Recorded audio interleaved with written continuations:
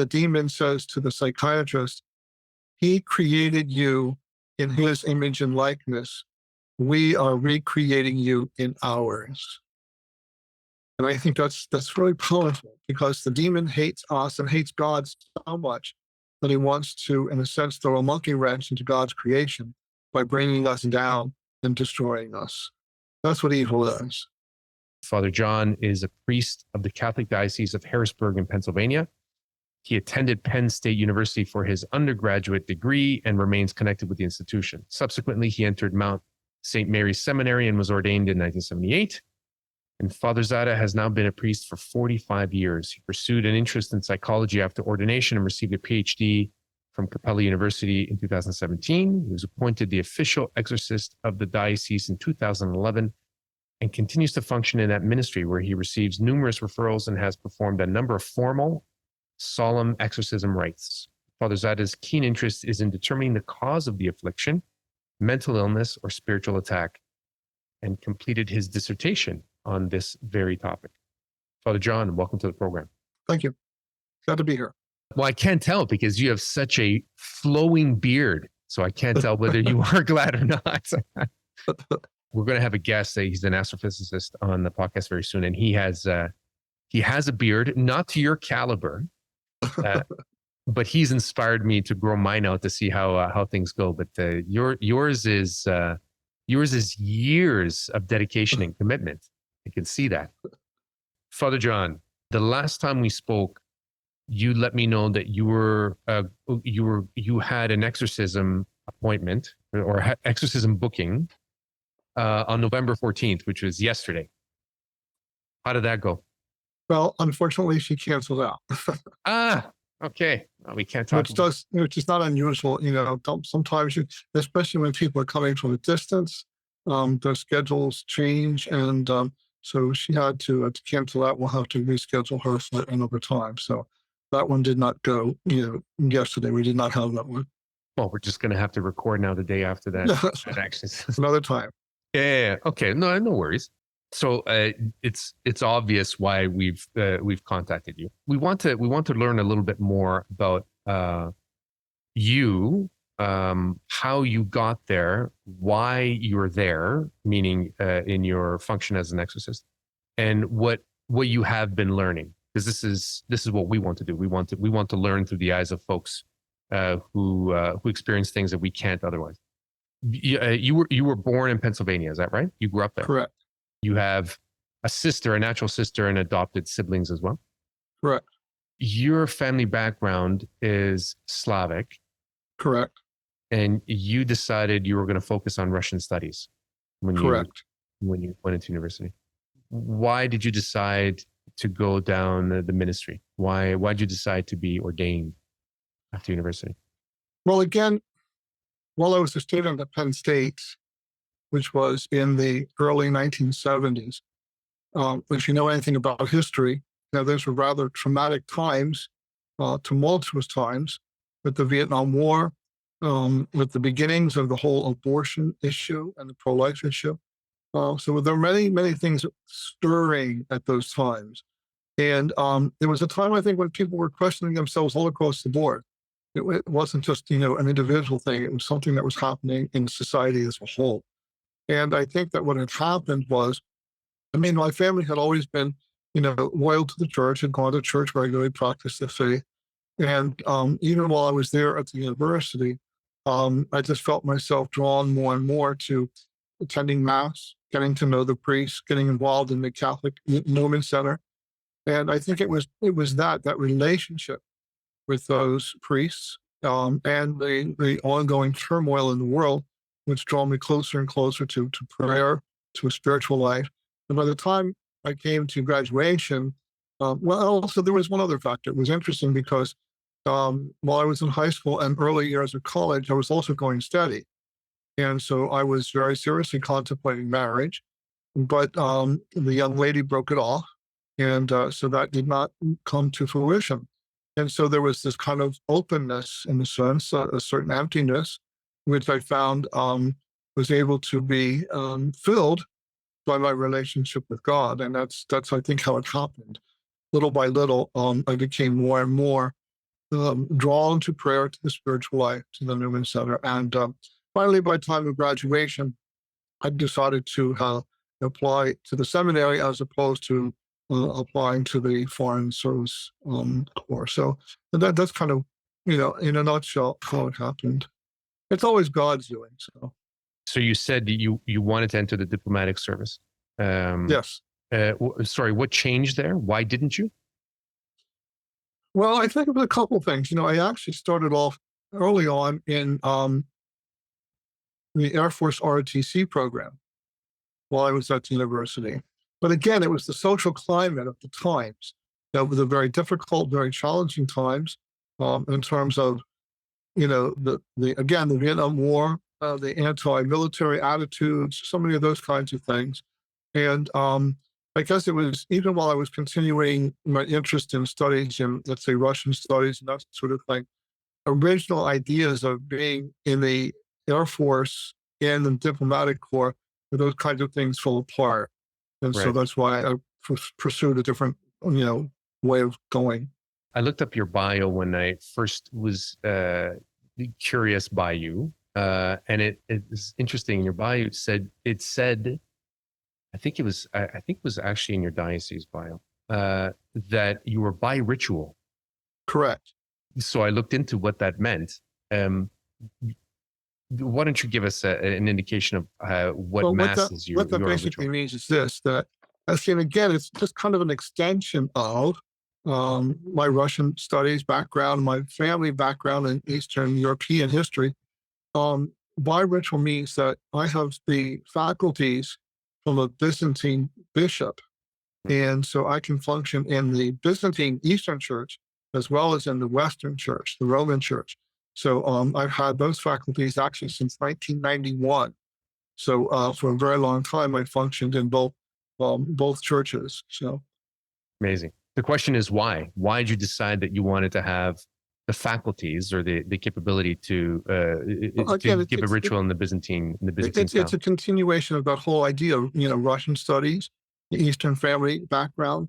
There were definitely customs in my own family background which were definitely Eastern, even though they were Roman Catholics. Although I suspect some generations back there may have been Byzantine Catholic background in the family history. But by the time I came along, it was purely Roman. But some of those old family customs were still there. And so it was kind of bringing it to fruition by seeking those faculties and then beginning to function in the Byzantine Church as well. So that mass, that celebration of that mass is really a reflection of your own personal celebration of your history, your heritage. And again, so even though I didn't go into the diplomatic corps, but into the church's corps, so functioning in both ways, yes. And so you also do the mass in Latin. Correct. How many priests are left in the United States that do mass in Latin? Well, it's not a matter of how many are left, because more and more priests are doing it, especially younger priests are actually learning it and actually getting the faculties to do that from the bishop. So it's not just something that older priests do. No, actually younger priests are also doing it because they're learning. They didn't grow up with it, but they're learning it and they're being drawn to it for any number of different reasons. So it's not something that is totally limited to older priests. It happens more frequently. What were your reasons? Why Latin? Well, actually, that was rather interesting. While again, I was always interested in it because actually I grew up with it in a sense. I was in elementary school before the changes in the Mass took place. So I learned to serve the Mass as the old Mass. When I went into high school is when the changes took place. So in a sense, I had a foot in both worlds. I was familiar with both sets of the ritual. But what ended up happening was I was pastor of a parish, and located nearby was a Carmelite monastery, a monastery of nuns who only celebrated according to the old rituals. And they needed a chaplain. There were various circumstances why a problem occurred there. The diocese asked me if I would help out. So I was having Mass at 7 o'clock in my parish and then running over to the monastery and having Mass at 8:30 here in the modern form and there in the traditional form. So I was doing that continually for months. And then finally the bishop called me in and said, he needed to provide a chaplain for them, and they were comfortable with me, and would I be willing to accept that responsibility, which I then did. So, in essence, I was kind of thrown into it, asked to serve this community of nuns, which I did actually for 10 years. When and why were you asked by the bishop to be an exorcist? To be the exorcist? Yeah. I have no idea why. Ah, Actually, you didn't no, ask. no, seriously, the ritual itself actually lays down a series of criteria by which the bishop is supposed to use to determine who he chooses to be his exorcist. So it depends totally upon the bishop. It's his choice altogether. So it happened in 2011 when I was being transferred from my parish where I was to the parish that I was going to. So why at that particular time, I don't know, but that was totally the bishop's choice. He was the one who asked me to be the exorcist of the diocese. What his reasons were, I don't know. And unfortunately, he died suddenly, so I can't go back and ask what his reasons were. But So would it have was his understood. choice. Would have understood this is not something a priest can ask to be. Correct. You are asked. Correct. In other words, if a priest were actually asked to be an exorcist, I think he would be suspect. He would be the last one to actually give the job to. Why is that? And because of the very nature of what is taking place, the kind of face-to-face, in a sense, counter with the devil that takes place. And you have to be very, very careful about things such as pride, egoism. It's not the priest who's doing this. It's Christ who does it through the authority of the bishop. So there has to be a certain level of detachment and humility in any priest who's asked to be an exorcist for the diocese. And you had the choice to say no, to refuse. Correct. Why did you not refuse? Because I have always, since I've been ordained, never said no to the bishop. Were you afraid? No, I wouldn't say afraid. Challenged, maybe, but not afraid. No. Why don't you believe you were afraid to do it? I think because of my background in psychology. And, I think that it provided a real opportunity, I think, to help people in a very unique kind of way. Yeah, you did mention on your dissertation. I was not able to download the full document of your paper, your PhD paper, but it focused on what the experience of the mental health professional is that would lead them to refer patients for exorcism. Correct. What can you tell us from that kind of research, and now from your real life experience as one who practices? It comes down to if a psychologist or other mental health professional, therapist, whatever, counselor, is truly honest with themselves, they will sometimes encounter cases that just don't fit the bill. In other words, psychology, and I've always said this from the very beginning in my studies in psychology can give us tools, it does not give us answers. Right? It only points us in certain directions. And so it's very valuable tools, but you're going to come up with certain limitations. If you think that psychology is going to give you all your answers, you're sorely mistaken. And so as a result of which, the experiences of mental health professionals or whatever, they should, in all honesty, sometimes reach a point where they don't have an answer. But there are things going on here that are beyond their ability to comprehend in purely scientific or purely psychological terms. And if they are a person of faith, they're going to begin to recognize that there's another element here that is beyond their purview. And so they need to seek help from somebody else. What is the demonic? What is it, if you were to describe What is what? The demonic. What is the demonic? Yeah. It's an interesting thing. There's someone that I know who has written a book, and we were actually discussing what the title of that book should be.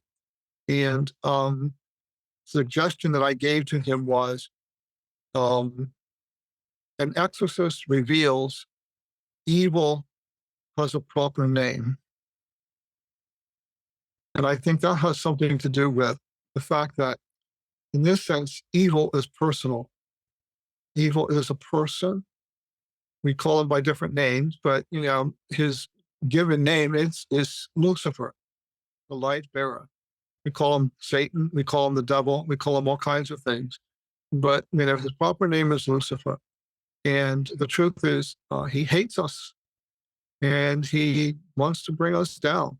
He wants to, in a sense, throw it back in God's face.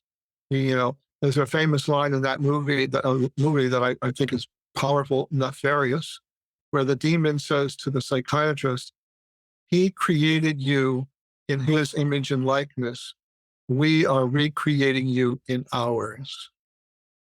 And I think that's really powerful, because the demon hates us and hates God so much that he wants to, in a sense, throw a monkey wrench into God's creation by bringing us down and destroying us.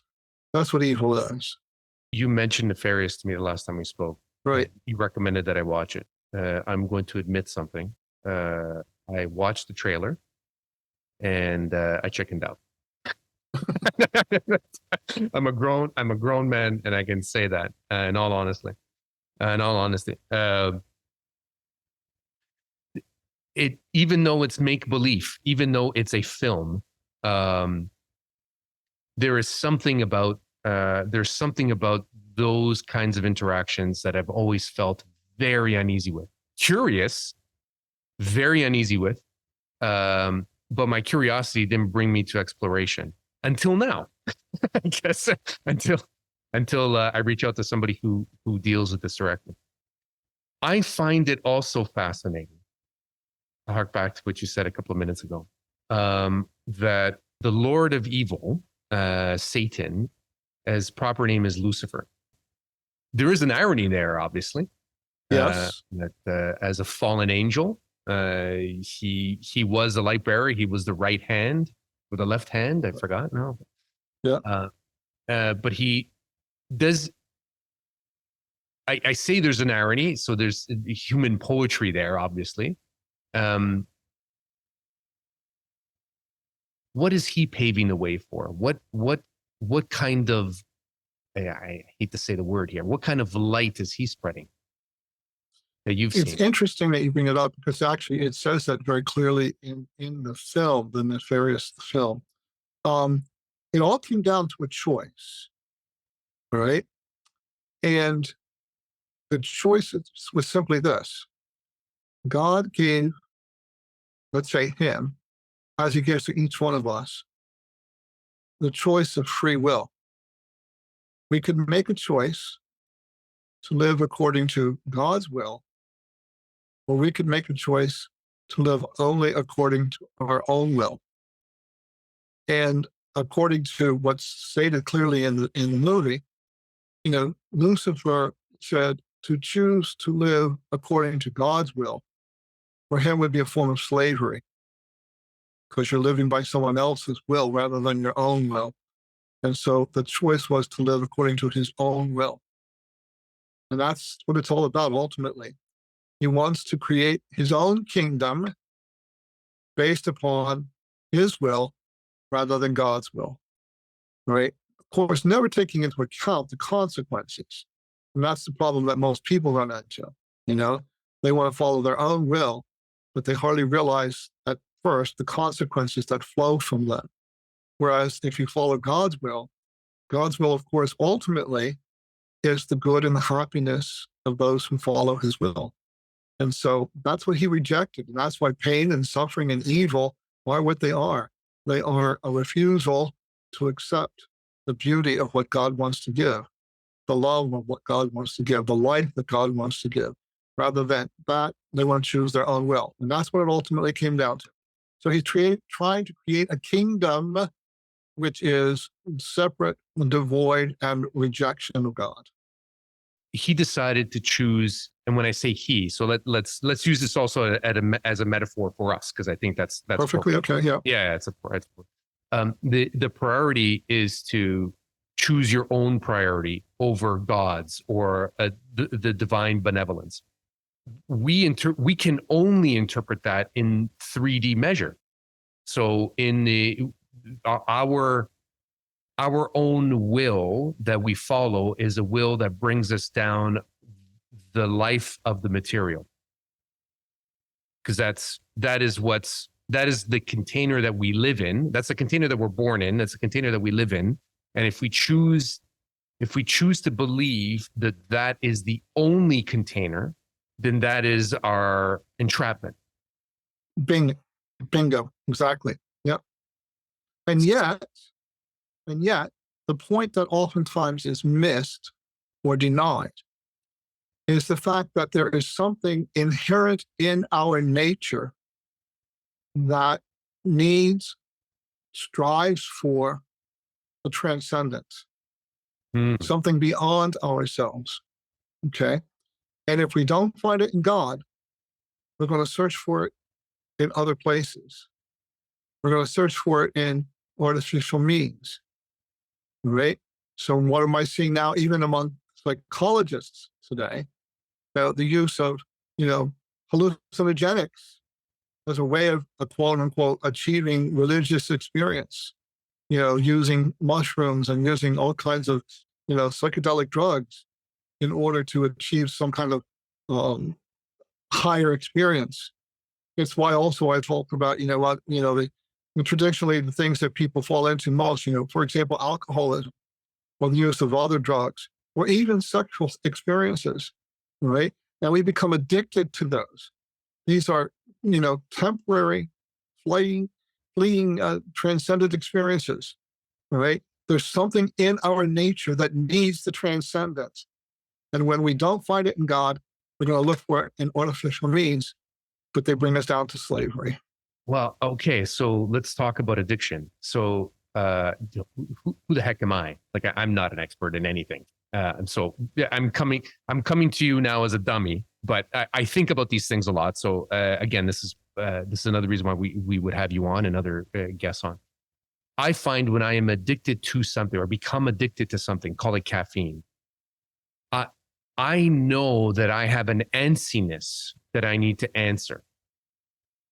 And I think that antsiness is a state of being that is yearning for something the opposite of what that addiction brings.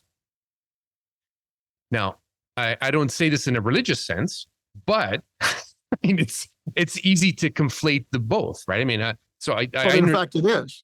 Okay. Whether we admit it or not, it is. Okay. So, all right, that's perfect, because you told me the last time we spoke, and you said this also in another interview. So I listened to a few interviews that you've given as well. And you said that there are 3 tools of the demonic. You said that there's the occult. Tell me if I have this wrong, but you said the occult, sex, and lack of faith. Okay. And those are, I find, curious. We can talk about all 3. But the third one, you said lack of faith. I'm going to tie that to something that you told me at the beginning of this conversation, when you talked about the girl that you were going to study with, your girlfriend back in high school and early college. And you said when she decided to break it off, you had a sense of openness and emptiness at the same time. Mm-hmm. That is where, again, I'm a dummy, all right? But I think about these things. That is where the demonic, and I don't even mean this as in a religious sense. I know that you do, but this is why I find this fascinating. That's where the demonic sits and waits. They watch. Exactly. Exactly. Now, in non-religious terms, if I find myself in your shoes, having the girl that I love, the girl of my dreams, break up with me, yeah, I understand the emptiness, but I also understand if I am open to what this experience has given me, and I remained in an expansive state of mind and being, then I can use this as a learning opportunity or as a launching point to something more expansive. I can. The question is, do I? Yes. In other words, because a lot of times what happens in those settings is instead of launching out into something else, people tend to turn in on themselves. To the 3D, to the material. Yeah. Yes. Yeah. Okay. So yes. But the 3D is, this is what's so fascinating for me, is that 3D has a cloak. So that all our five senses, they have a cloak, in my opinion. They have a cloak that becomes more of an impenetrable shell. And as I get older, I'm understanding that shell really is at the base pride. And what is pride? Well, it's something that doesn't let you out and it doesn't let anything else in. Pride is self-centeredness. Yeah. Pure and simple. And I think it's fear. Because if you cloak yourself in self-centeredness, you are afraid. It's insecurity. Of what? Reality beyond myself. Of any reality beyond myself. Inability to control. All right. We've seen that so much with COVID and so many things that are going on in the world today. Situations beyond my control turn me in on myself. All right. I want to have something that I feel I'm in control of. It's the only way I feel secure. So I turn in. Yeah. I become the center of the universe. Yes, the center of the universe. Exactly. We had this discussion with Emmeline Villar, and her episode will come out before ours does. She's a lawyer in the Philippines and devout Catholic. We talked about the Carmelite nuns a little bit, but she also spends a large part of her adult life introducing and enforcing child trafficking laws in the Philippines. And we talked about this. We want to talk about it more because it's such an uncomfortable thing. Let's step back a little bit. Because I want to go back to your three tools. I think that's got it's its own conversation there. The lack of faith is one of the tools.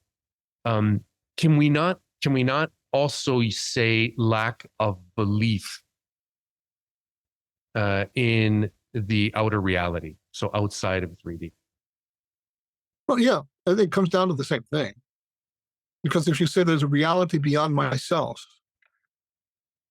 right, it's just a small step to say that reality beyond myself is personal. I think what happens, a lot of people that I know, including parts of my former self as a Catholic, but even non-Catholics that I know, they see religion being represented by the figurehead of a spiritual general, and they scoff at this. I understand that. I understand it. So what I am trying to do in my own journey is trying to feel out, not figure out, because this is not what do I know? Feel out what God is. What the astrophysicist says, the G word. What is the G word? And I also find, like, I'm it's fun trying to feel it out, and I do it actively.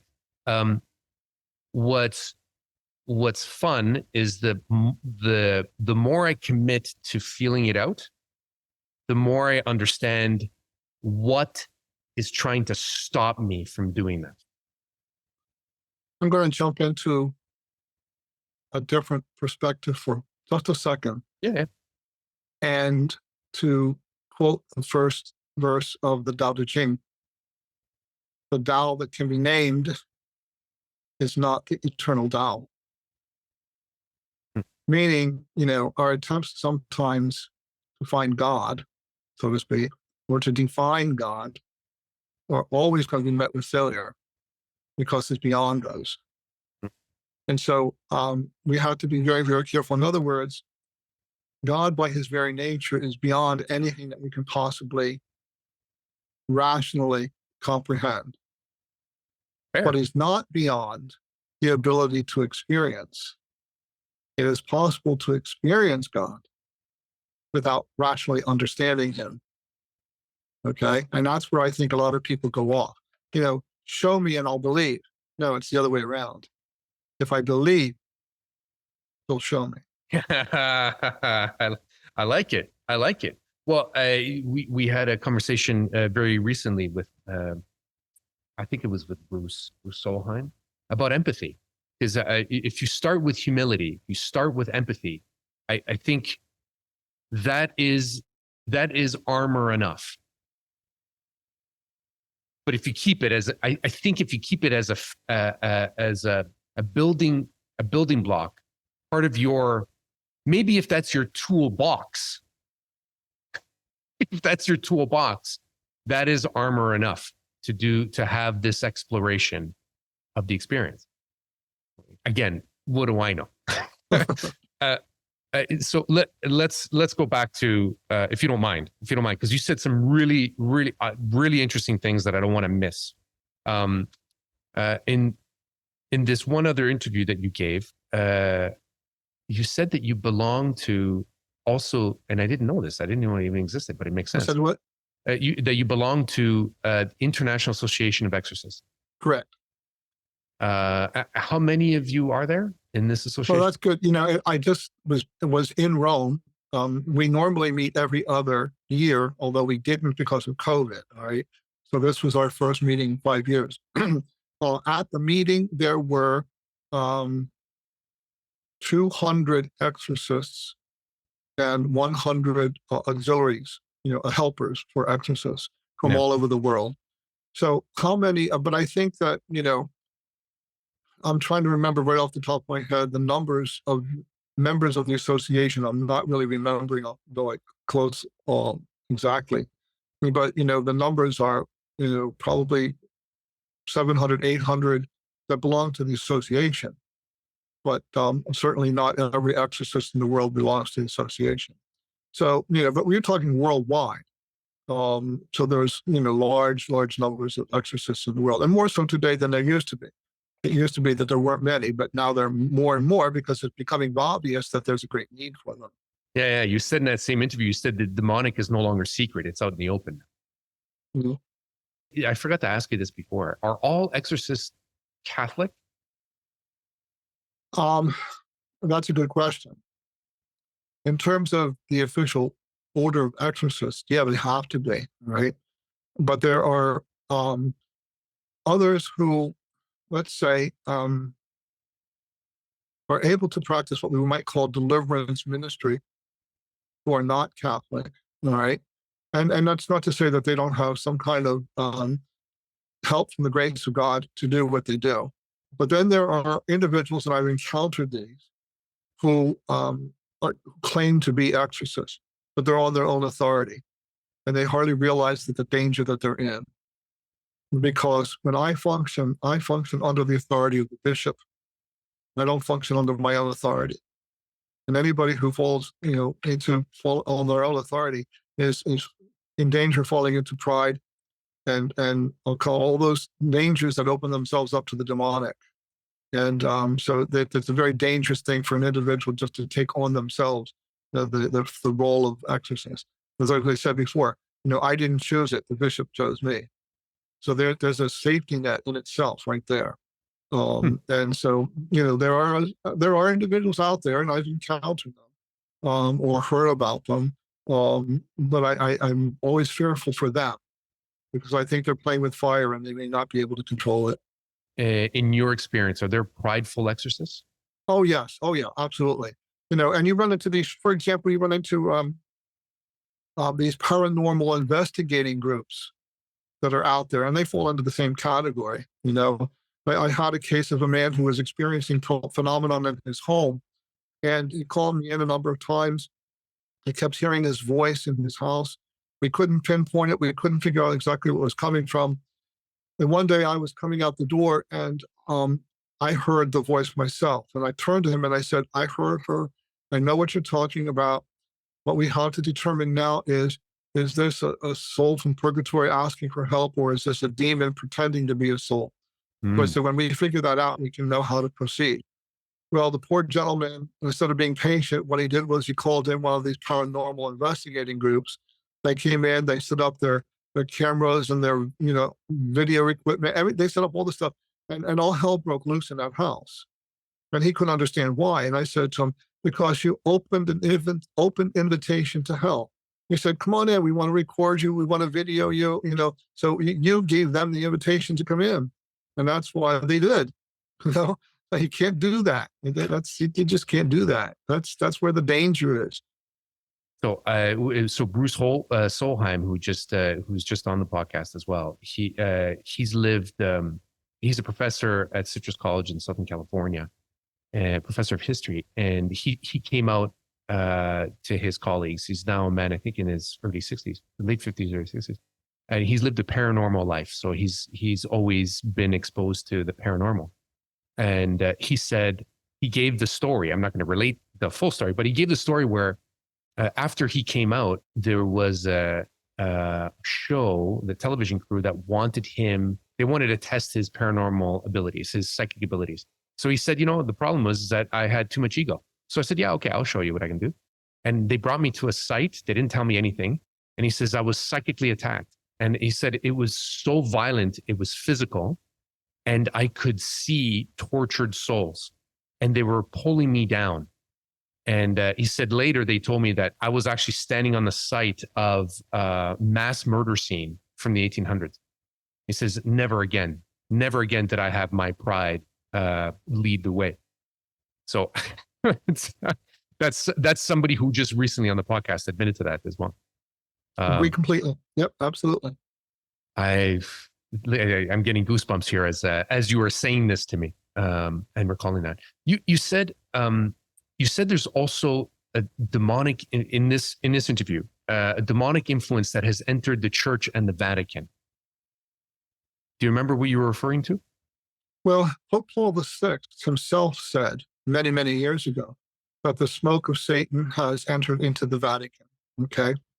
And there are, apocryphal stories, if you want to call them that, of high level individuals, in the church hierarchy who actually were secret Satanists, and any number of them who were also members of the Freemasons and Masonic orders, which are all demonic, even though people don't realize it. Right. So, and I know of cases where I have a case. And I think I mentioned this, that the person that I was supposed to be seeing yesterday, who was actually possessed, because when she was a child, she was baptized Catholic, but not raised in the faith. As a teenager, she wanted to become Catholic to practice the faith. Her mother took her to a priest who instructed her, who confirmed her, and went on from there. She began eventually to experience all kinds of difficulties, and eventually became fully possessed. And it turned out, and we have the evidence of it, that this priest who instructed her and confirmed her was a secret Satanist. Holy cow. Who practiced witchcraft, who practiced voodoo. They actually found a voodoo doll of her in his possession, okay, where he used to stick the pins in the whole business. So, so she's possessed as a result of basically a curse that was put on her by a priest. We live in a rational world, a logical world where intellectual capability is prized, and I say that there's nothing wrong with that, but the intellectual endeavor, which is something I never frown down upon if you have the capabilities, is the endeavor. And what's happened, and I grew up with this too. Even though I grew up Catholic, I grew up in an environment where the smartest guy wins. The smartest guy in the room who can give out the reason better than everybody else, faster than anybody else, sharper than anybody else, wins, gets the attention. And that environment also poo-poos everything that you've just said right now. I'm going to tie that with a conversation. I'm going to tie that in with a conversation, and you tell me if I'm off here by your experience. with Rune Rasmussen, who studies. He's from Denmark, and he studies indigenous faith and ritual practices, both in the old Nordic indigenous ways and in West African. So his wife is West African, and he talked about voodoo, and he says voodoo is real. Voodoo is about animism. Voodoo is about the belief and understanding that you are not what you think you are, which is kind of in tune with what Catholic doctrine says, right? Oh yeah. Kind of in tune with living a life and understanding that you are just in a 3D container, but there's something out there.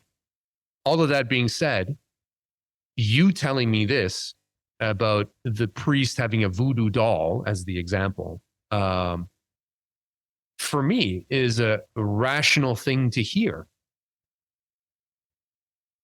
Why hasn't Western culture, why hasn't the Western human being, why hasn't the typical American, typical Canadian, typical Western European, why have they shied away from believing in this kind of conversation?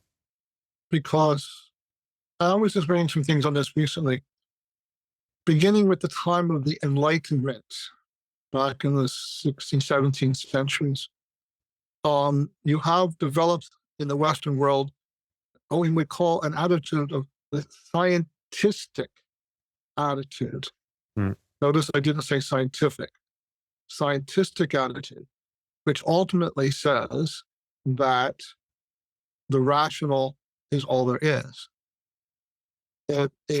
Science is all there is. And science will eventually answer all of our questions. Even if it doesn't right now, eventually it will. Just give it enough time and enough money, we'll eventually come up with all the answers. And so that has become the prevailing philosophy, which now dominates Western culture, right? It goes hand in hand with what I talked about before in terms of the loss of faith. It used to be that faith and science went hand in hand. So many of our great scientific discoveries and breakthroughs were actually done by priests. We think of Gregor Mendel and a lot of other kinds of, they were great science. In fact, today is the feast of St. Albert the Great, who was a Dominican who was considered the patron of the natural sciences, who was a brilliant theologian as well as a scientist, all right? So these are the kinds of things that we have forgotten and have lost, and that's why we're in such trouble. We have separated faith and reason, and they're handmaids. They go together. You can't separate them. Well, I think to be good at either, or to give either a good push, you need to understand how to contemplate. Well, part of it has to do with the fact that as human beings, you talked about before, but as human beings, we have a foot in two worlds. We have a physical nature, we have a spiritual nature. They go together. They're not in conflict with each other, right? They're supposed to be two sides of the same coin. And it's the integration of the two which brings us to fulfillment as a human being. But if you emphasize one or the other and forget the other, then you're in trouble. You're a house divided against yourself. We learned this from Stephen Schwartz. Yeah, this is also where the Catholic Church many hundreds of years ago went, quote unquote, wrong by separating science and spirituality. I'm not sure that she ever did. I think that was a common conception, but I don't think the church ever really did officially. But what has happened is what you've described, where you have scientism. And what I'm also finding, because we've had so many scientists here, scientists who are not afraid to explore on this podcast. And, one of the common threads is science can be wrong, because the whole thing about the scientific process is that you're trying to prove or disprove. And the science of yesterday is always being disproved or improved upon. You can't, exactly. You can't be stuck in the moment with science. That's not what it's about. And yet we're in a culture today that doesn't want that, doesn't want to listen to that. If you don't ask the question, it's no longer science. It's ideology. Oh, so you touch upon a general nerve here. every time I feel like I cannot ask questions with anybody or in any room, then I feel as if the shell, I feel like the container hardening. That's not a way to live. Asking the questions is asking the questions. Sure, absolutely. So here's a question for you, because I also don't want to forget this, because you talked about going back to the to exorcism and possession. You said that there's a difference between being possessed and being attacked. Right. What is the difference? Well, oppression, what you were describing there, is a demonic attack from without. That can be physical, it can be all kinds of ways, whereas possession is where a person is actually taken over from within. So one is an external experience, one is an internal experience, But there's also such a thing as in between those two is called oppression. Obsession, rather. Obsession is where a person may have overriding thoughts, focus attention on the demonic, right? They're not really possessed, but they're not necessarily being attacked outside physically. But sometimes people are. They've been pushed, they've been shoved. I've had people who have scratches on their bodies in places where they can't reach, people who will wake up with, burn handprints on their bodies. They have no idea where they came from. All kinds of physical manifestations that a person gets from attack from without. That would be oppression. But obsession is where their mind is so focused on the demonic for some reason or another, they don't know why. And then actual possession, they're actually taken over from within. So those are the distinctions. By your definition of obsession, I believe it is your beliefs that keep you there. Well, no, it's your consent or your will that keeps you there if you're talking about this, because what happens is, see, always remember the number one way in which the demonic attacks us is temptation. And we're all subject to that. Yeah. That happens on all different levels. So if people pay attention to those temptations, if they're constantly obsessing with those temptations, all right, they're not just coming from their own mind, they're actually coming from suggestions from the demonic, but people are paying too much attention to them. So as a result of which they become obsessed with the temptation. Whether they give in to it or not is another question, but they're certainly becoming focused on it. It becomes an overriding, and it may even begin to influence the way they act and the way they behave on a day-to-day basis. In fact, it could cause mental breakdowns, which we've seen that as well. Safe to say that that's a precursor to addiction? Could be, and also could be a precursor to actual possession, depending. Yeah. Okay, so if you can give an example, a specific example between possession and addiction. What happens, here's what can happen, is because, see, demons can never take over your will. That's the one thing, your will is free and you have to make the ultimate choices. But what demons will do is they will obsess you to a point where a person wants to commit suicide. And I've had one case where we did lose a woman to suicide, and another case in which the young woman decided that she couldn't take it anymore, that she was just had enough. She decided that she was going to kill herself. She went to hang herself on a tree in the back of her house. As she was heading to the door, she noticed a statue of St. Michael the Archangel on a table next to the door, and something told her to pick it up and take it with her, which she did. She put it on the ground next to the tree, put the noose around her neck, and just at that moment, her mother was walking past the window, saw her, screamed bloody murder, as you can imagine. And wouldn't you know, at that very moment, a police officer was going by, heard the scream, came running in and saved the girl's life. So needless to say, this young woman went through a real conversion process that is doing beautifully today, beautifully. But that was a real interesting case. Say, just use the word, right? Yeah, you told me exorcism is a conversion process. People Correct. need to want to change. Exactly. So you can't. So obviously, by that definition, you can't enter a room where you have already fully assessed that the person has been possessed. You can't help if they don't want to be helped. Exactly. Or it Why? can even be a partial thing. I have a case, it's not my case, it's a case that I assist with, of a young man who had made a pact with the devil to have multiple sexual conquests, which he did, right? And we've gone through several serious rituals with him.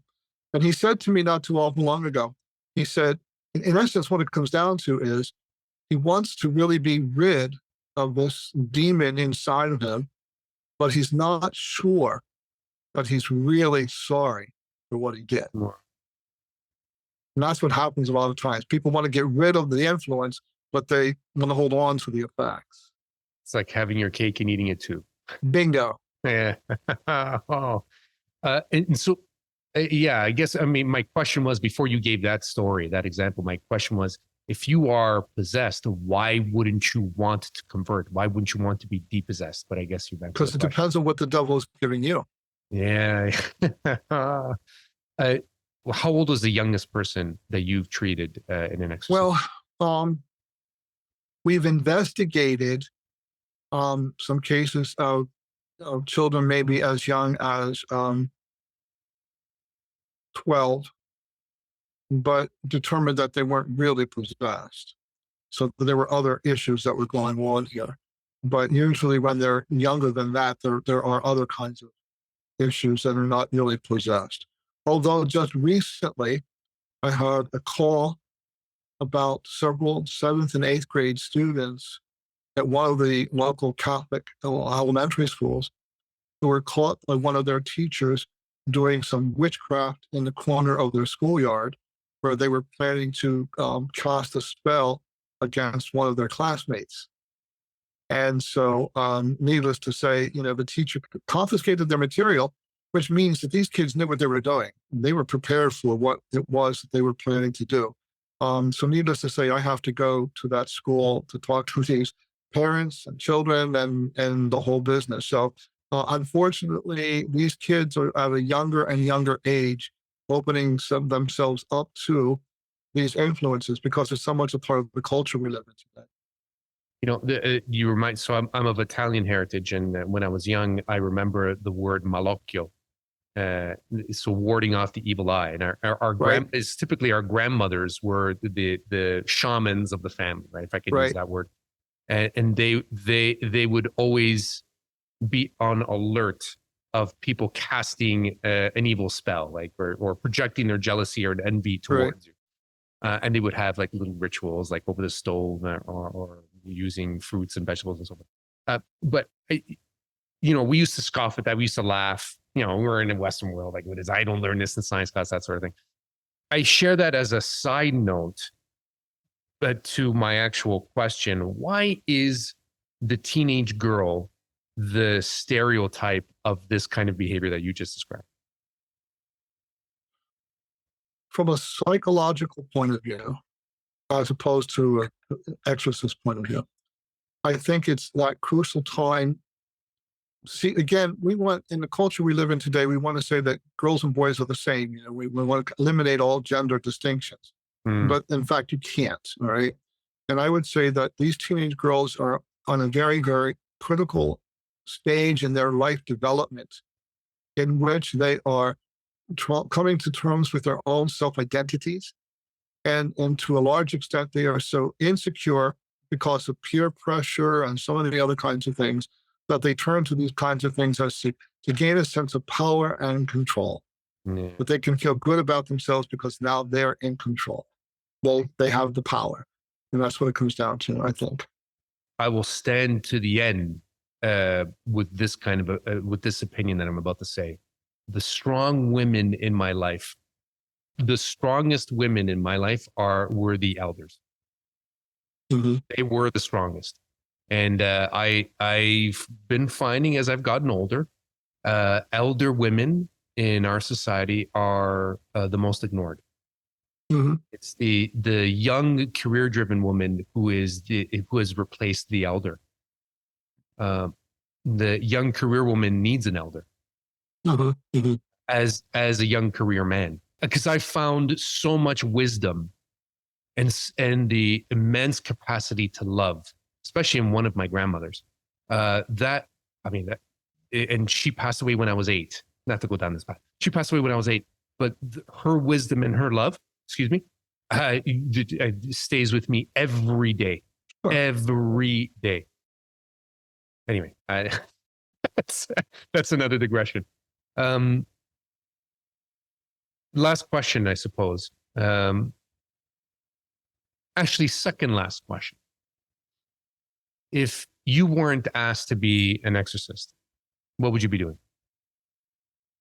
Well, now a parish priest, but also a parish priest who, with a degree in psychology, I also have a very large number of spiritual directees. I'm a spiritual director as well.